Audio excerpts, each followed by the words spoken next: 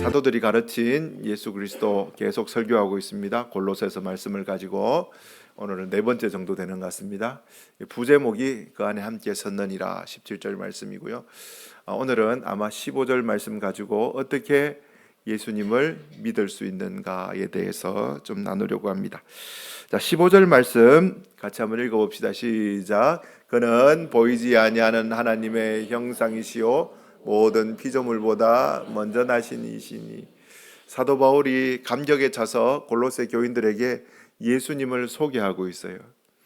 감격에 차서 예수님을 소개하고 있어요. 예수님 생각하면 입꼬리가 이렇게 올라가고 이래요. 예수님 생각하면 가슴이 두근두근거리고, 예수님 생각하면 콧등이 찡해지고 눈시울이 뜨거워지고, 그 먼 하늘에 이상한 구름만 떠도 내 주님 오시는가 해. 우리 믿음의 선배들이 불렀던 찬송가 가사 내용 아닙니까? 예수님 다시 오실 때 주여 어서 오시옵소서 막 기뻐하고 받아들이고 싶고 만나고 싶고, 그런 마음으로 살아가는 사람들이 누구냐니까 예수님을 따르는 사람, 또 예수님을 닮아가는 사람, 예수님의 사람. 그래서 그리스도인이라고 이렇게 부릅니다. 그리스도인요. 여러분들도 예수님 생각하면 입꼬리가 이렇게 올라가지 않습니까? 입꼬리 한번 올려보세요. 이렇게 예수님 생각하면 입꼬리가 올라가고, 예수님 생각하면 눈시울이 뜨거워지고, 이게 참 신기한 일인 것 같습니다. 자, 예수님은요 어떤 분이냐 하니까 보이지 않는 하나님의 형상이래요. 보이지 않는 하나님의 형상. 보이지 않으면요 못 보니까 알 수 없어요. 알 수 없으니까 어떻게 해요? 믿을 수도 없어요. 하나님은 어떤 분입니까? 보이지 않는 분이에요. 그래서 보이지 않으니까 알 수도 없고, 알 수도 없으니까 믿을 수도 없는 분이 하나님이신데, 그 보이지도 않고 또 알 수도 없고 믿을 수 없는, 너무 구만리장청과 같이 멀리 떨어져 있는, 이해할 수도 없는 그 하나님을 보여주고 알게 하고 믿게 하기 위해서 이 땅 가운데 육신을 입고 세상에 찾아오신 분, 성육신. 그분이 누구냐니까 우리 예수님이에요. 그러니까 예수님은 보이지 않는 하나님의 형상이시요 이렇게 이야기합니다. 원래 삼위 하나님 세 분 다 안 보이는 분이셨어요. 보이지 않는 하나님이신데 아들 되신 성자 예수님께서 육신을 입고 이 땅 가운데 찾아오셔서 보이시는 성자 예수님이 되신 거예요. 하나님을 보여주시는 성자 예수님. 원래 세 분 다 안 보이는 분이셨는데, 그래서 성육신이 의미가 있어요. 예수님은 2000년 전에 마리아를 통해서 태어날 때 그때부터 시작된 분이 아니고요, 세상이 만들어지기 전부터, 영원 전부터 하나님과 함께 계셨던 분이 예수님이에요. 삼위 하나님, 예수님. 우리가 예수님에 대해서 오해하면 안 돼요. 예수님은 하나님보다 힘없고, 성령님은 예수님보다 힘없고, 하나님이 대장이고, 예수님은 2000년 전에 태어나셨고, 성령님은 예수님 죽고 부활하고 난 다음 세상에 나타나셨고, 그전에는 없었고, 이렇게 생각하면 안 됩니다. 세 분 다 세상이 만들어지기 전부터 하나님과 함께 하셨던, 시간에 얽매이지 않고 영원 전부터 계셨던 삼위 하나님, 세 분 다 하나님이시라는 거예요. 근데 보이지 않는 그 하나님이 보이도록 이 땅 가운데 육신을 입고 오신 분이 예수님, 성육신, 육신을 입고 오신 분이 예수님. 그래서 예수님은요 보이지 않는 하나님의 형상이시요. 제가 이렇게 장황하게 설명했지만 사도 바울은요 그 장황하게 설명한 것을 한마디로 딱 요약해 가지고, 그는 보이지 않는, 예수님은 보이지 않는 하나님의 형상이시요. 자, 한번 따라합시다. 예수님은 보이지 않는 하나님의 형상이시요. 이 말이 예수님이 하나님을 보여주고 예수님을 알게 하고 예수님 하나님을 믿게 하는 계시, 열어서 보여주시는, 열개자 보일시자, 열어서 보여주시는 하나님의 계시의 통로다, 이렇게 말하는 겁니다. 자, 여러분, 제가 문제를 한번 내볼게요. 하나님 나라는 어디에 있습니까? 맞아요. 이게 맞아요. 딱 말이 필요하니까 딱 가슴 한번 딱 때리고, 얼마나 우리 교회에서 열심히 배우셨으면. 보통 하나님 나라 이러면요 죽으면 가는 곳 아닙니까? 이렇게 생각하는 분들이 많아요. 전통적인 가르침인데, 우리가 신앙생활하면서 익숙한 거하고 성경이 우리에게 가르치는 거하고 다를 때는요, 익숙한 걸 붙잡아야 될까요? 성경이 말하는 것을 붙잡아야 될까요? 아멘. 감사합니다. 그게 저와 여러분들 프로테스탄트 개혁교회입니다. 항상 말씀 중심으로 개혁해가는 교회가 교회예요. 반골 기질을 가지고 있어서 무조건 다 때리 부수다, 이게 개혁교회가 아니고요. 성경이 말하는 기준대로 살아가자, 이게 개혁교회입니다. 여러분, 성경이 뭐라고 말합니까? 여러분, 바리새인들이 하나님 나라에 대해서 물어요. 누가복음 17장에 바리새인들이 하나님의 나라가 어느 때에 임하나이까 묻거늘 예수님이 대답하십니다. 이거 끝입니다. 예수님이 개념 딱 잡아주세요. 예수님이 대답하여 이르시되 하나님의 나라는 볼 수 있게 임하는 것이 아니고. 자, 21절 같이 한번 읽어볼까요? 시작. 또 자, 하나님 나라는 어디 있다고요? 네, 여기 있습니다. 네, 하나님 나라. 요거는 오늘 오후 예배 때 제가 좀 더 상세히 설명해 드릴게요. 요거는 언제 설명해 드린다고요? 오후 예배 참석하시면 이것도 배울 수 있습니다. 점심 먹고 집에 가쁘면은 말짱 헛거됩니다. 예. 오후 예배는 유튜브도 안 나갑니다. 이 말 뭡니까? 오후 예배 좀 드려라, 이 말입니다. 자, 하나님 나라는 어디 있다고? 우리 안에 있다라는 거예요. 자, 여기서 질문할게요. 여러분, 영생이 무엇입니까? 영생, 영원히 사는 거, 국어 사전적인 의미. 우리 예수님 만나고 죽으면 천국 가서 영원히 눈물도 슬픔도 없고 살아가는 거, 그 영생 아닙니까? 그건 전통적인 우리의 배웠던 가르침. 예수님은 영생을 뭐라고 말하느냐? 요한복음 17장 3절, 예수님이 딱 개념을 딱 잡아줘요. 같이 읽어봅시다. 시작. 영생은 그가 보내신 자 아는 것이다. 예. 여러분, 영생이 뭐라고 말합니까? 아는 것이래요. 하나님 알고 예수님 아는 게 영생이래요. 영생 뭐 영원히 사는 거 아닙니까? 국어사전적인 의미. 영생 죽으면 천국 가서 누리는 거 아닙니까? 그냥 교회 오래 다녀서 전통적으로 하는 이야기. 근데 예수님은 뭐래요? 영생은 아는 거야 이야기합니다. 뭐 하는 거요? 하나님 알고 예수님 아는 게 영생이야. 영생 이거야 이러면서 하나님 나라 죽으면 가는 게 아니고 너희 안에 있어. 예수님이 그거 이야기해요. 우리 신앙 많이 뜯어 고쳐야 됩니다.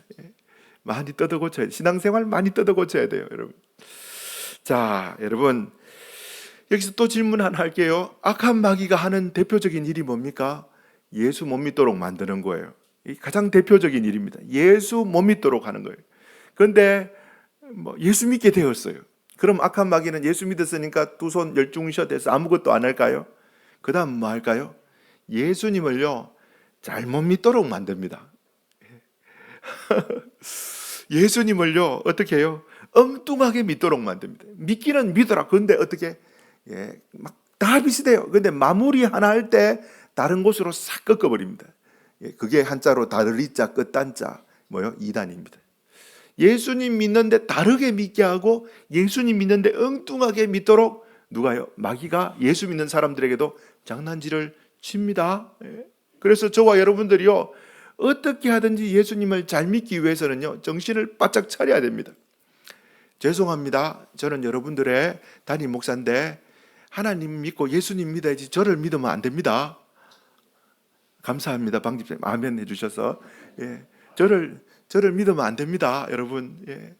저는 사랑해 주셔야 됩니다. 아멘 아무도 안 하고 막 저는 사랑해 주셔야 되고 저를 믿으면 안 돼요. 그러면서 나중에 믿는 도끼에 발등 찍혔다. 오늘 녹화됐습니다. 저 믿지 말라고 녹음 다 됐습니다. 믿지 마세요. 세상에 믿을 분은 누구밖에 없다고요? 하나님밖에 없어요. 저는요, 먼저 믿었고 또 신학 교육 받아서 성경 여러분들 가르쳐주는 성경 교사, 이 정도 생각하시면 됩니다. 성경을 통해서 예수님 소개해주는, 어떻게 보면 장로, 이렇게 생각해 주시면 돼요. 저를 믿지 말고 저는 사랑해 주셔야 되고요, 여러분. 자, 여러분, 근데 많은 사람들이 목사 말이라고 무조건 덮어놓고 믿어버리면 상당히 어려운 일들이 나중에 생길 수가 있습니다. 목사님이 잘못 가르치면요, 모든 교인들이 잘못 배울 수가 있을 확률이 아주 많아져요. 그래서 제가 진짜 조심해야 돼요. 열심히 성경 공부하고, 월요일마다 새벽기도 마치고 천안 가서 또 가서 밤 12시 될 때까지 공부하고 다시 거창 내려오고. 왜 그럴까요? 차 타고 5시간 운전해야 됩니다. 가서 배우려고요. 조금이나마 잘 가르치고 또 중요한 걸 가르치기 위해서. 저도 배워야 되니까 예수님 배우고 싶었어. 사랑하는 성도 여러분, 교회가 엉뚱한 거 듣고 엉뚱한 거 배우면 엉뚱한 믿음이 생겨요, 여러분. 그거 중에 대표적인 게 뭡니까? 새 가족이 새신자가 교회 와서 나 예수님 잘 모르겠다 그렇게 이야기하잖아요. 여러분 교회 오래 다니셨? 나 예수님 잘 모르겠다. 잘 그래서 안 믿어진다. 그러면 여러분은 어떻게 지도하십니까? 내 예수님 잘 안 믿어진다. 곽지영 원사님, 그럼 어떻게 지도해야 됩니까? 평소에 하는 대로. 장로님 정확한 답을 말씀해 주셔서 감사합니다. 진짜요, 신기하게 에이 나도 그랬어 이러는 거예요. 나도 처음에는 안 믿어졌어. 근데 믿어보면은 뭔가 알게 돼. 그냥 막 덮어놓고 믿어. 여러분 이거 장로님 만든 겁니까? 틀린 겁니까? 아, 감사합니다. 장로님이 계속 정확한 답만 말씀해 주셔서 덮어놓고 믿어. 맞는 거 진짜 간증도 하죠. 나도 그랬는데 덮어놓고 믿다가 본 게 알게 돼서 그래 믿어. 뭔가 간증도 하고 또 막 장로님 같은 권사님 같은 분이 덮어놓고 믿어 말이 많아 이러면서 교회 와 이러니까 진짜 그래야 될 것 같고 다 그런갑다 이렇게 생각하면서 어떻게 해요? 잘못된 믿음이 싹이 트는 거예요. 아무것도 모르고 교회 오래 앉아 있으니까 교회가 익숙해집니다. 찬송가 처음에는 찬송가가 뭐지? 근데 교회 5년만 다녀보세요. 찬송가 잘 찾습니다. 10년 다녀보세요. 성경책 딱 잘 찾습니다. 여러분. 그리고 주기도문 사도신경 다 외웁니다. 서당계 3년이면 뭐 한다고요? 서당계 3년이면 걔가 어떻게 짓는지 압니까? 그래 안 짓죠. 풍어를 따라 이래. 이러지. 모르시는구나. 교회 3년 이상 다니면 어떻게 해요? 성경 잘 압니다. 사랑해라 했다 아이가, 용서해라 했다 아이가. 살면은 사랑도 없고 용서도 없고 막 이런 이상한 그리스도인이 됩니다. 여러분, 그러니까 이렇게 가르쳐 놓으니까 교회가 일주일 내내 성경책 한 번도 안 펴고 덮어놓고 예수 믿는 사람 많아요. 그렇죠? 덮어놓고 예수 믿으면서 교회에 익숙하니까 나는 예수 믿는다라고 스스로 생각하는 분들이 많고요. 교회에서 성경 공부하자 해도 성경 공부에 대해서 기대도 없는 사람들이 많아요. 그러면 안 됩니다. 어떻게 하든지 우리가 성경을 통하여서 예수님을 알아야 돼요. 익숙해진 게 하나님을 안다라고 말하면 안 됩니다. 예수님께서 승천하시기 전에 마태복음 28장에 제자들한테 이렇게 명령해요. 하늘과 땅의 모든 권세를 내게 주셨으니 그러므로 너희는 가서 모든 민족을 제자로 삼아 아버지와 아들과 성령의 이름으로 뭘 주고요? 예수님이 세례 주라고 한 거예요. 그래서 세례 여러분들 오늘 받는 겁니다. 세례 주고 그 다음에 뭡니까? 내가 너희에게 분부한 모든 것을 어떻게 해요? 가르쳐 지켜 행하게 해라 제자들아. 여러분 제자들 사도들이 받았던 예수님의 가장 큰 명령이 뭡니까? 내가 너희에게 분부했던 것. 3년 동안 공생애를 지내면서 사도들에게 제자들에게 예수님이 가르쳐 주었고 분부했던 모든 것을 너희도 어떻게 해요? 교회를 세워서 너희 교회 성도들에게 제자를 삼아서 어떻게 해요? 내가 너희에게 분부했던 것을 가르쳐서 지켜서 행하도록, 가르쳐서 지켜서 행하도록, 바꿔 말하면 지켜 행할 때까지 어떻게 해요? 내가 너희에게 분부했던 것을 그들에게 가르쳐 줘. 이게 예수님이 명령하신 거예요. 그래서 사도들이 뭐 했습니까?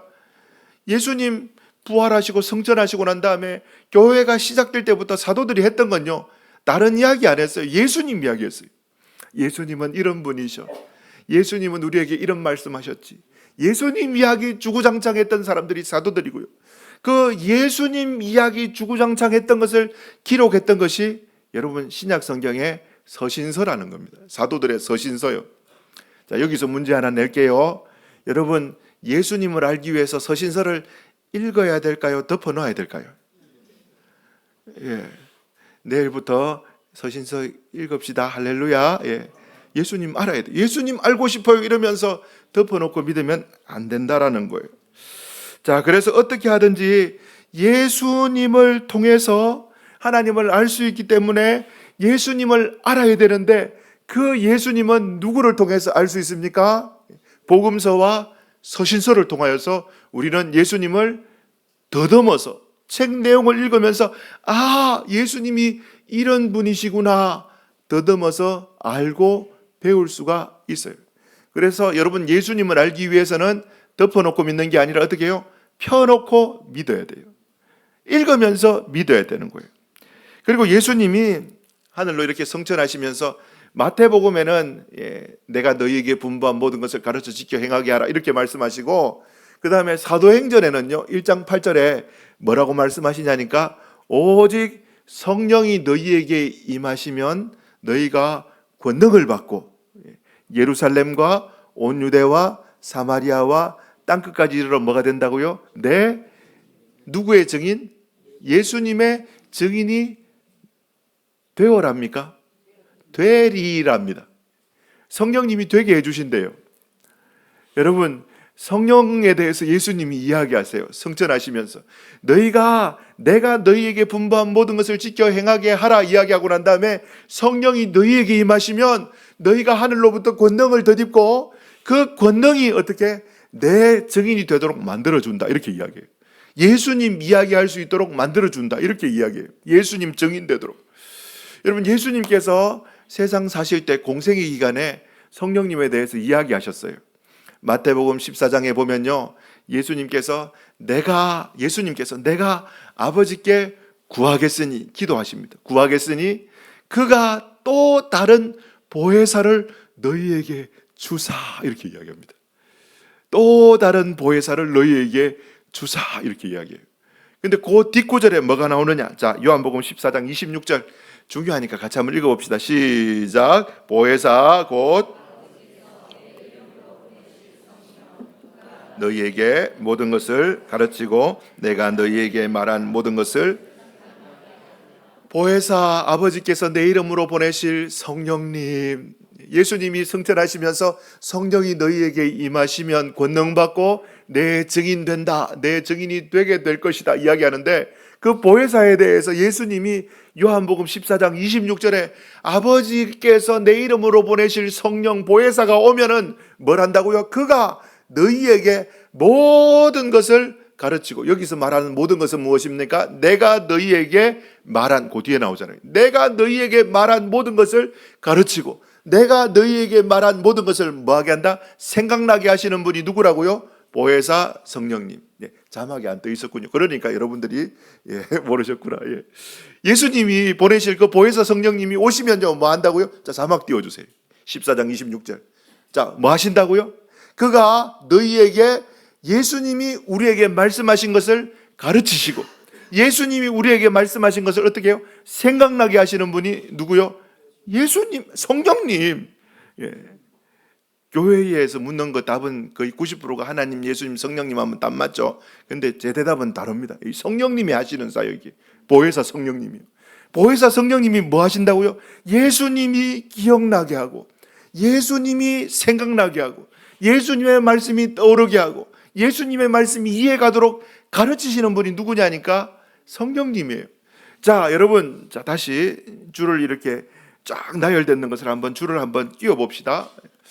보이지 않고 그래서 알 수도 없고 믿을 수 없는 그 하나님을 보여주고 알게 하고 믿도록 만드시는 분이 예수님의, 그분이 하나님의 형상으로 보이는 하나님으로 이 땅에 찾아오셨어요. 그러나 지금 예수님이 하늘로 성천하셔서 이 땅에 안 계세요. 그래서 그분은 보이지 않고, 그래서 우리가 알 수도 없어요. 솔직히 보이지 않고 알 수도 없으니까 그분을 믿을 수도 없는 것이 우리의 처지인데, 그 예수님을, 하나님의 계시의 통로이신 그 예수님을 우리는 누구를 통하여 알 수 있냐니까 사도들이 썼는 그 편지, 서신서를 통하여서 더듬어서 알 수 있어요. 사도들이 썼던 그 복음서를 통하여서 예수님은 이런 분이죠, 가르쳐 주셨던 그 복음서와 서신서를 통하여 예수님을 배울 수가 있어요. 그뿐만 아니라 예수님께서 아버지께 구했던 그 보혜사가 우리 안에 시간과 공간을 초월하셔서 우리 안에 들어오셔서 누구를 가르쳐 주냐니까 2000년 전에 유대 땅 베들레헴에서 거니셨고 행하셨던, 우리가 성경을 통하여 배웠던 그 예수님을 제대로 이해할 수 있도록 어떻게 해요? 가르치고 생각나게 하시는 분이 성령 하나님이에요. 그래서 여러분, 우리가 예수님을 알기 위해서 반드시 필요한 것은 성경과 성령입니다. 자, 여기서 우리 교회의 이제 올해 주제가 성령님과 동행, 성도들과 동행입니다. 성령님하고 반드시 여러분들 동행하는 기술을 오래 터득하십시오. 그리고 그분을 통하여 배우고 그분이 기억나게 하는 것에 민감하십시오. 성령님은 기억나게 하시는데 우리가 죄에 이렇게 영혼이 깜깜해져서 주님이 말씀하시는, 성령님이 말씀하시는 것이 들리지 않는 그런 마음밭이 되면 안 돼요. 우리 영혼이 촉촉하게 성령님의 음성에 열려있고 성령님의 말씀에 민감하게 반응하는 그런 영혼이 되도록 철저하게 회개하고 우리를 깨끗하게 거룩한 신부의 세대로 준비하면서 살아가야 하는 거예요. 사랑하는 성도 여러분, 그러니까 사도 바울이 뭐라고 말합니까? 성령님이 아니고서는 예수님 못 믿는다 이야기합니다. 고린도전서 12장 3절, 그러므로 내가 너희에게 알리노니 성령으로 아니하고는 누구든지 예수를 주라 할 수 없느니라. 성령님이 우리 안에 들어와서 뭐 하실까요? 자, 로마서 8장 16절 한번 읽어보겠습니다. 시작. 성령이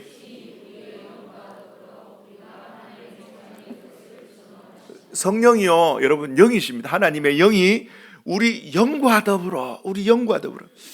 여러분 책 펴라 이렇게 해서 한 달, 두 달 배우는 그 차원이 아니고요. 이건, 이 메커니즘은 어떻게 이해할 수 없어요. 성령께서 당신의 영으로, 하나님의 영으로 성령께서 우리 안에 들어오셔서 우리 영에게 개인 교습을 하는데, 영이 영에게 하나님에 대한 지식을요 전달하는데, 저는 이게 어떻게 해요? 찰나, 순식간, 눈 깜짝할 사이에 하나님이 어떤 분인지 알도록 깨닫게 하시는 역사가 성령님을 통하여서 우리 영에게 이렇게 전수됩니다. 그러니까 순식간에 예수 믿게 돼요. 하나님을 모르던, 하나님을 알아서 예수님을 안 믿었던 그 사도 바울이 다메섹이라는 곳에 예수 믿는 사람 잡아 죽이러 가는 길이었어요. 그런데 가는 그 길에, 다메섹 도상이라고 말하죠. 가는 그 길 위에서 예수님을 만납니다. 그런데 여러분, 만나자마자 순식간에 바뀌어버려요. 여러분, 순식간에 바뀌어버립니다. 순식간에 여러분 믿어지는 역사가 일어나요. 내가 뭐 하나님을 믿겠어. 그런데 순식간에 성령님이 개입하셔서 우리의 영에게 어떤 메커니즘인지 설명을 못하겠어요. 그게 얼마나 오래 걸리는지도 몰라요. 어떤 사람은 오래 걸리고 어떤 사람은 순식간에 나타날 수도 있고요. 갑자기 막 믿어지는 거예요. 성령님의 역사로 막 네가 하나님의 자녀된 것을 성령께서 우리 영으로 더불어 막 증거를 하신, 너 하나님의 자녀들 막 믿어지니까, 설득이 되니까 어떻게 눈물이 나는 거예요. 여러분, 그뿐만 아닙니다. 성령님께서 뭐 하시냐? 로마서 8장 26절, 중요하니까 성령의 사역이니 같이 읽어봅시다. 시작. 이와 같이 성령도 우리의 연약함을 도우시나니 우리는 마땅히 기도할 바를 알지 못하나 성령이 말할 수 없는 단식으로 우리를 위하여 친히, 성령님은 우리의 연약함을 도우시는 분이십니다. 우리 연약한 건 너무 우리 안에 우리와 함께 떠나지 않고 계시는 거예요. 자, 여기서 문제 한번 내볼게요. 누구한테 물어볼까요? 여러분, 성령님이 우리 안에 들어오셔서 영원히 우리와 함께 하십니다. 아멘. 떠나지 않아요. 자, 여기서 문제. 성령님이 예배 드릴 때 우리와 함께 하십니다. 맞죠? 아멘. 여기서 진짜 중요한 문제. 성령님이 우리가 죄 짓고 있을 때 우리와 함께 하실까요? 떠나실까요? 떠나십니까? 함께 하십니까? 죄송합니다. 교인들 아무도 없지? 우리 술 한잔 마시자. 니하고 나하고 둘만이다. 딱 거기에 성령님이 계실까요? 안 계실까요? 우와, 여러분 모르셨죠? 모르시는 것 같은데, 그러니까 죄짓지. 알면 어떻게 죄짓지? 유명한 거 있죠. 옛날에 어떤 사람이 차 타고 가다가 신호 위반했어요. 경찰한테 딱 걸렸어요. 경찰이 딱 세웠잖아요. 당신 신호등 못 봤냐고. 이러면서 뭐 못 봤다 했냐니까 경찰을 못 봤다고 이야기를. 여러분 하나님이요, 불꽃 같은 눈으로 성령님이 우리 안에서 우리와 함께 계시는데 뭐 할 때 내가 아무도 모르게 선한 일 할 때도 주님은 함께 계셔. 그뿐만 아닙니다. 죄 지을 때도요, 아무도 모르게 진짜 나쁜 일 할 때도요, 성령님 여러분과 함께 계세요. 그거 보십니다. 똑똑히 보고 계십니다. 그러면서 성령님이 이 나쁜 놈의 자식 내가 다 알고 있어, 이게 아니고요. 로마서 8장 26절 띄워주세요. 이와 같이 성령도 우리의 연약함을 도우신, 에이고 네가 연약하다, 이렇게 이야기합니다. 우리가 흙이라는 것, 시편에 보면 너희가 먼지라는 것, 흙이라는 것을 안다, 이렇게 말합니다. 도우시나니 우리가 마땅히 기도할 바를 알지 못하나 죄악 가운데서 방황하고 있을 때에 오직 성령이 말할 수 없는 단식으로 우리 안에서 우리를 위하여 어떻게 해요? 친히 하나님 앞에 간구하는 거, 변호하는 거예요. 하나님, 얘가 원래는 착한 애인데 오늘 저렇게 실수했습니다. 내가 압니다. 내가 적인입니다. 우리를 위해서 변호하시고. 그런데 여러분, 요까지 알면은 성령님에 대해서 한 80% 안다 생각하면 됩니다. 근데 진짜 중요한 건 뭐냐니까, 성령님이 시간과 공간을 초월하여서 우리 안에 싹 찾아 들어오시면요, 영이세요. 영이신 그 성령님이 우리 안에 들어오셔서 우리의 영과 이렇게 메커니즘이 딱 이어지는데, 가르치시고 또 우리를, 성령이라는 단어 뜻이 변호자 이런 뜻입니다. 변호사. 죄 지은 사람 변호해 주는 사람 보고 변호사라고 이야기하잖아요. 우리를 하나님 앞에 변호할 뿐만 아니라 성령님이 하시는 진짜 놀라운 역사는 무엇이냐니까, 여러분, 저는 이거 들으면서 이야, 맞다. 뭐요? 시간과 공간을 초월하여서 하나님이 보내어 주시는 그 성령님이 우리 안에, 우리의 영혼에 찾아오셔서 변호를 하는데, 누구를 변호하냐니까 예수님을 변호하세요. 예수님, 세상이 만들어지기 전에부터 예수님과 성령님과 하나님은 함께 계셨고, 여러분 성경에 보면 예수님이 이 땅에 동정녀 마리아에게 임신하셨을 때도 성령으로 잉태되셨고, 여러분 예수님이 세례받으러 가실 때도 성령에 이끌려서 세례받으러 성령이 임하셨고, 오늘 찬양했잖아요. 성령이 임하셨고 세례.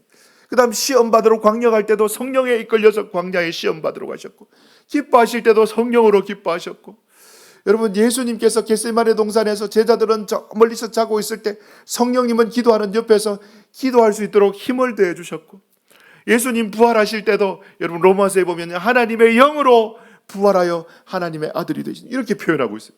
성령님이요, 모든 순간 예수님과 함께 계셨던 그 성령님이, 예수님을 너무 잘 아시는 그 성령님이 우리 안에 찾아오셔서 뭘 설명하냐니까, 예수가 십자가 졌던 이유가, 예수가 이 땅에 찾아왔던 이유가 무엇인지 우리의 영에게 예수님을 뭐 한다고요? 변호해요. 변호.